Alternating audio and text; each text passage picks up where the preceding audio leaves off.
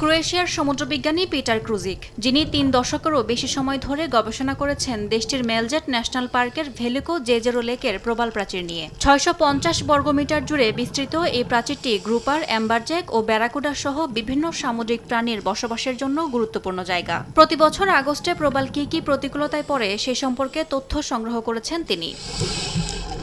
ক্রুজিক ও তার গবেষণা দল তথ্য বিশ্লেষণ করে জানান, দীর্ঘদিন ধরে প্রবাল প্রাচীরে তাপমাত্রা বেড়েই যাচ্ছে। আগে তাপমাত্রা ২৯ ডিগ্রি সেলসিয়াসে পৌঁছাতো মাত্র ২-৩ দিনের জন্য, এখন তা ১.৫ মাস পর্যন্ত দীর্ঘায়িত হচ্ছে, যা হুমকিতে ফেলেছে সামুদ্রিক জীববৈচিত্র্যকে।